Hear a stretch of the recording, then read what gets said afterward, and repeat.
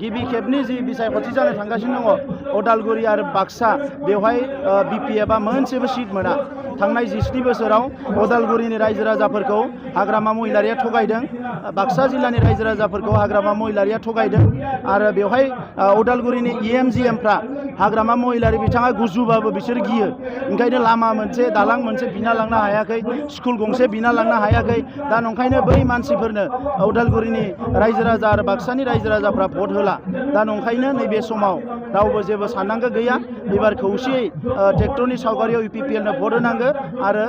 बयबो मोनसे गोजोन आरो खौसेथिनि सरकार दानांगौ नुनो मोनदों जे बिजेपि दलाबो मन्थ्रिनिफ्राय लानानै सिएम दले बले नामायदों बिटिसि बिसायख'थियाव बे बिथिङाव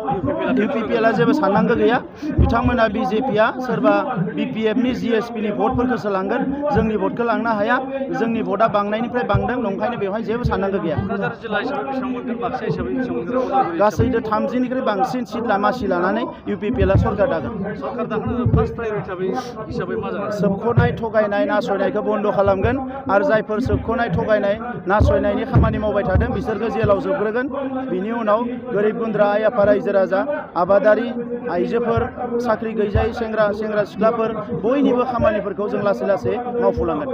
रायजोफोरनि सायाव दिनै समाव मा मेसेज होनो सानो भटनि सायाव बे समा गिनाय आरो फासयनायनि नङा जों खौसे जानानै दावगाबोनांगौ जोंनि सुबुं दारा खान्थियाव जोङो रायजोआनो राजा ओंखायनो सोबख'नाय थगायनाय नासयनाय सरकारखौ बोखारनानै मोजां मोनसे सरकार दानानै बड'फानि सिमांखौ मोगथां महर होनांगौ आरो रायजो राजाफ्रा बयबो खौसेयै मोनसे गोख्रों बिटिआर दानो थाखाय बयबो जानजि खाफ्रानांगो इलेक्सनखौ लानानै माखासे ओनसोलफोराव फिसा फिसा जाथाय सोमजिबाय थादों बिपिएफआ बेफोर जाथायखौ खालामदों हिंसाखौ बिपिएफआ खालामो गुबुना खालामा दा नंखायनो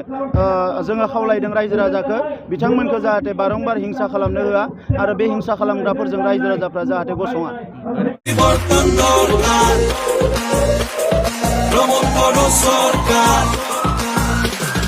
বিটিআৰ বাসীৰ বাবে প্ৰমোদ বড়োৰ প্ৰথমটো গ্যাৰান্টি প্ৰতিটো দফাই ৰূপায়ণ হ'ব বিটিআৰ চুক্তিৰ বহুদিনীয়া দাবী পূৰণ হ'ব সকলো জাতি জনগোষ্ঠীৰ বিটিআৰলৈ আহিব শান্তি সমতা আৰু প্ৰগতি মৰমৰ বিটিআৰ বাসী এয়া প্ৰমোদ বড়োৰ গ্যাৰান্টি ট্ৰেক্টৰৰ চিনত ভোট দি ইউপিপিএলক জয়যুক্ত কৰক পৰিৱৰ্তন দৰকাৰ